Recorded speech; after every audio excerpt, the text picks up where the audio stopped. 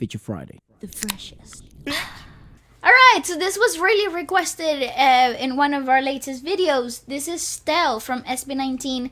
Like a whole a cappella compilation of him just randomly singing. A cappella, which is very good. Certainly the environments in which, Yeah. if anything was going to go wrong, this is it. Yeah, that's right. But he is one of our, like, lately we've really been enjoying some of his, vocalizations and vocal work. And by lately, I mean, like, the last 6 months, kind of year.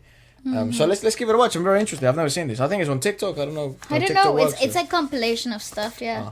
Siguro nga'y wala nang natira sa mga sinulat mo na para sa akin. Oh, that is too good. Alam kong luha ang pumupura, kaya hayaan mo na lang. You know? You know? Kung malaya lang ako, kung malaya lang ako, ipagsisigawan kong mahal kita. Sir. Mahal kita. Sir. Yes, I love you. I mean, why the flex? You know what I mean? Like, wow. Explain that at the beginning, because it sounds like, is it modulation, the way he's like kind of pulling back, and like it sounds like whispery at one point, and then more The first breathy, I clip. guess. Yeah, the first one. I think in the first clip he was just switching from full fold into a falsetto and from a falsetto to a full fold, which is it's a tricky skill on its own, but it's very popular in the Philippines. Especially in this new era of music, this new generation of music, like in the past 5 years, where 10. yeah. Where in the OPM scene, where you have a lot of power male vocalists that work in that whole range of falsettos, full fold, and in that transitioning that is so freaking clean and clear. I see. Prime example of that, Arthur Neri or Zach Tabudlo. Like you've Yeah. got that specific. Oh, yeah, so you're right. Then there's 5 change. years. Yeah, you're right. The last, I would think, but yeah. And this is just a flex. As he casually.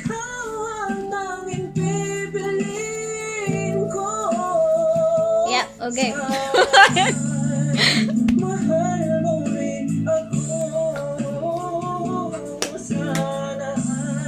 And see that right there, he's just really twangy. He's just lifting the larynx through twang. It's easier. It's less effort exerting, but it's just as effective as if you were belting the same phrase. Cool. Yeah. Don't help me. Ako. Oh. Ah, yes. Because why would you make it easy, right? It's perfect. Yes, I mean. Hey, that wasn't half bad.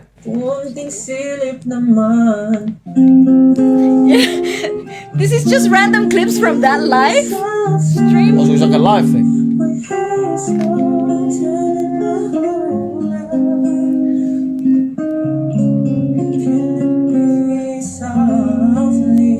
He's just trying to figure it out as he goes. Okay. I heard he sang a good song. I heard he had a style. He was just trying to figure it out 3 seconds ago. How did he just like, this is it? Father's watching at the moment. One of the things that like it's very common in the Philippines, and we discovered it when we were watching like Gigi Delano for the first time. Yeah. It's like because these guys are so truly familiar with like the karaoke machine and videoke and all that stuff. They really learn to catch on songs really like this, and they're very familiar with a lot of the stuff that a lot of people naturally seem to request. So it's no like wonder for them, like, oh, I want this song to be played by this band. They've never played it, but they obviously know it, and then bam, they go and play it. Or I want this singer to sing this, and they've never actually sung it. Maybe they just hear it for like a minute or two, and then they're like, okay, let's do it. Or they just listen to the melody in the karaoke and be like, oh yeah, I know where it goes. Yeah, because at the end, I guess for them it's like, I don't know, it's so easy. And also, you get these professional artists, genuine, pro singers that just like to do their reps in this way, publicly, online, in a somewhat safe environment. Control, but with a lot of pressure type of environment. Yeah, and they just like to put themselves under that spot all the time. Let's do a song. Request a song.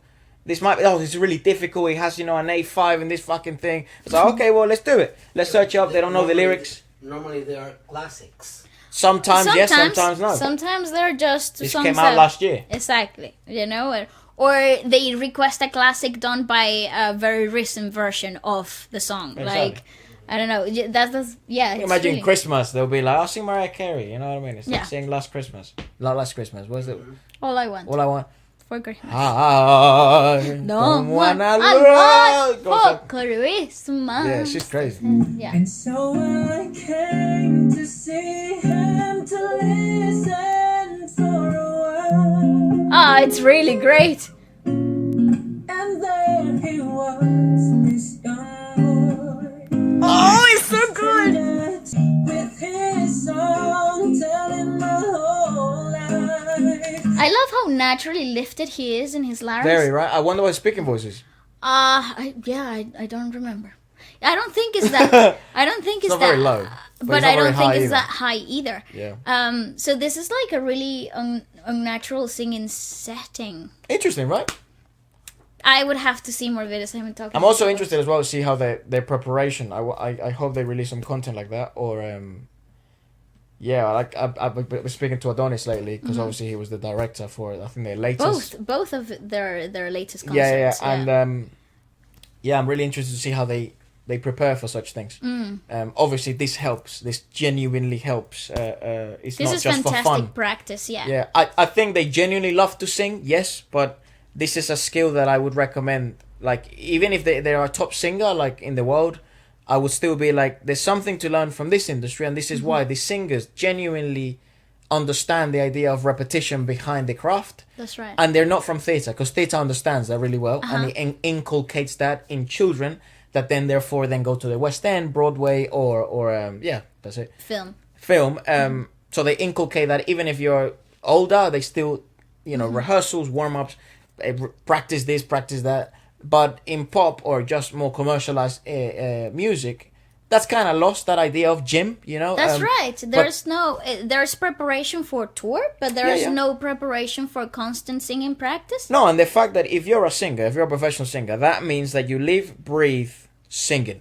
That's right. And you eat singing. That's right. It's the same as if you're a tennis player. That when you decide to you want to go on the tour and you want to be a professional tennis player, you want to compete every week. That means you eat, breathe, sleep, and you think tennis. That's right. Same with football. So if nothing else matters. That's what your life is. And that type of sacrifice, I mean, you can sit down, look yourself in the mirror and see if you can make that. But if you do, that's what it's like. And you can decide to make it enjoyable and do it for fun and all this stuff. That's fine. Whatever approach you take, you can be more, hermetic with it, like in theatres, way more regimented. But you still have to maintain that principle. And that's why I'm so impressed with these guys, because I consider them more like singer athletes, the performing athletes. That to me, especially in the Philippines, there's other industries that, like the Korean one, also does this really well because of the training. So, but I think it's more regimented, the idea. But the fact, I think, based on a lot of information that you guys have shared about SB19 and the forming of SB19, it comes from a regimented training background. Yeah, it seems so. Yeah. So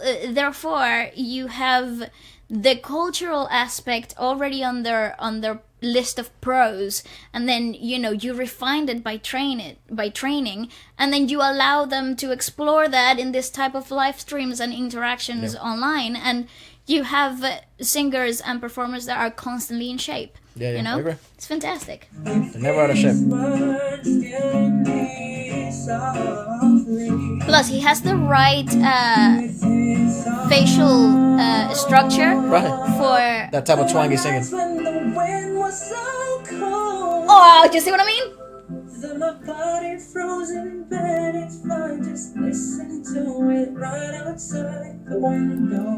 That is ridiculous. There were days when the sun was so cool. What?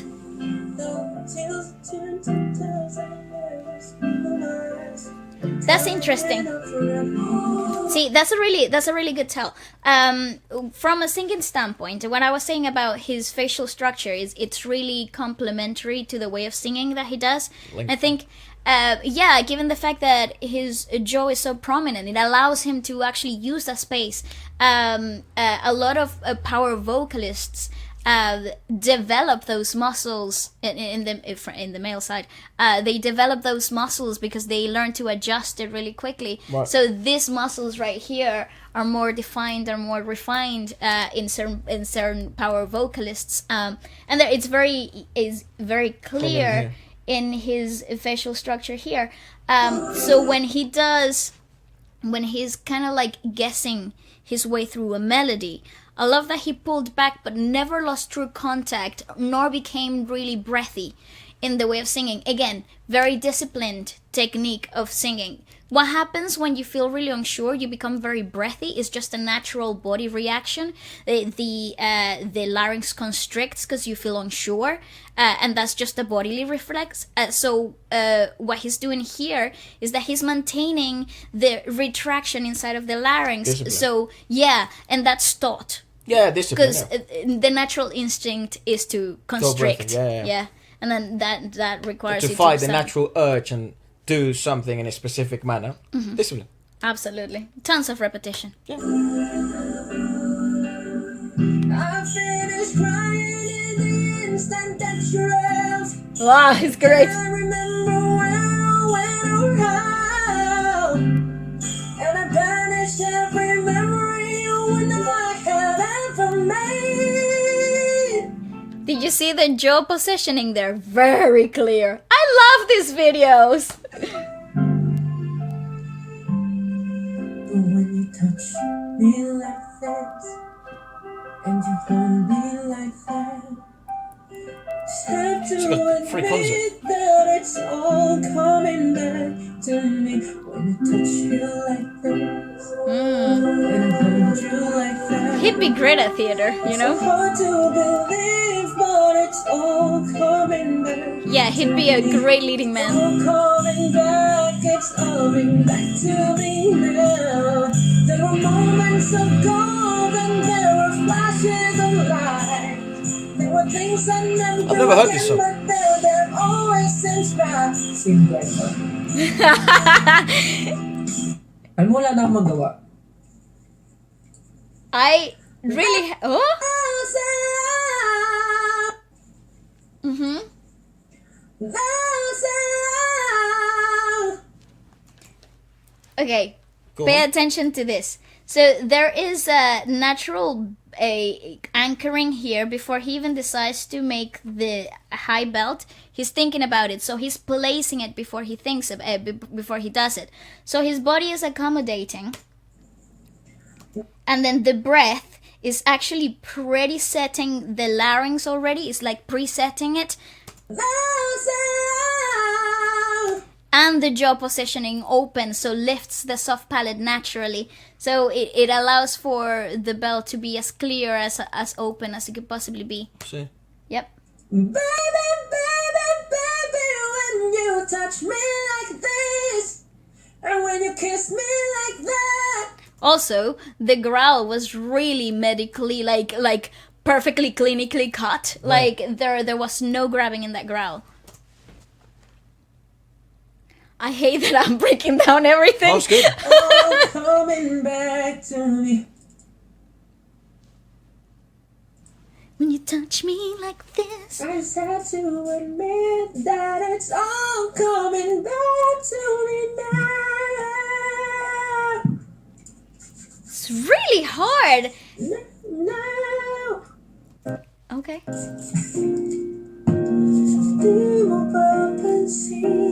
See, they ask him to do it. Fuck.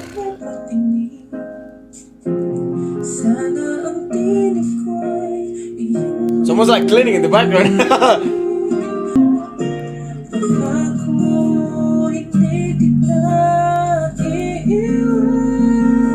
Gorgeous. Come on. Yeah, he truly excels at this style. Maybe this is just his background. Well, I seem to like SB19's ballads the best. Me too. And look at the pedigree.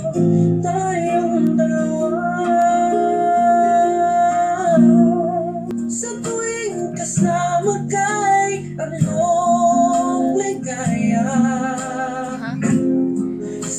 Yeah, so that's an unnatural positioning for him. See, that's what I mean. The reset. He needs to reset. He needs to reset. Right. It's a natural urge. Like that's how you can tell when a singer sits at a like their larynx sit at a specific positioning, naturally high or naturally low. They won't need to clear to reset. That clear the of the clearing, voice is the resetting of the larynx. Yeah, that's right. Because it's too much pressure. It's too much effort to maintain those tiny little muscles inside of your larynx set in a certain position. So you need the break. Like they need a breather. So that type of tension slowly builds up. Oh. So in order to maintain it free and flowing throughout the whole singing line, you have to reset it. And if you don't want to reset in the clearing of the throat because it's too invasive, you can just simply swallow, and that resets your larynx to where they naturally sit. Quiet. It's quiet, but it's also hard work because when your larynx have been pushed into a lifted setting, especially in this case where it's also tilted because it's so soft and it's so lyrical. Right. The resetting and the swallowing of the movement itself is actually unnatural too, because you've already told your muscles that they need to stay there. I see. So like telling them to actually relax is kind of like a little hard work. Right. So it's easier to force them down with a clearing of the throat. Go on, let's finish this one because I've gotta go rehearse. Look, looks like he's doing equations. Yeah.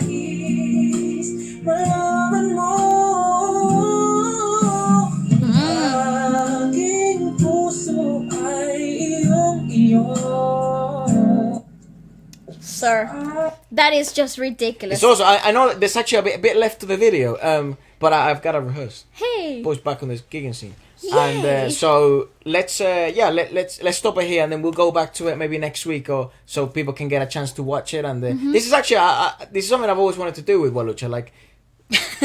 Like sit down and observe a single singer. Obviously that's very popular, and discuss technique, discuss things, and because they're very impressive in their own right, everyone. And as always, as we say, this is usually what I do in my free time anyway.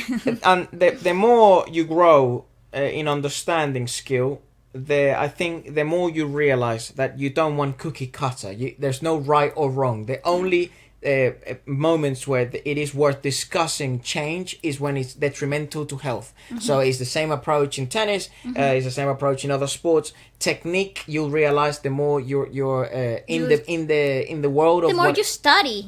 The more you see that there's unorthodox techniques. If they don't cause harm, there's no problem with them. That's more right. Orthodox techniques, sometimes they need specific tweaking because they're not maximizing movement.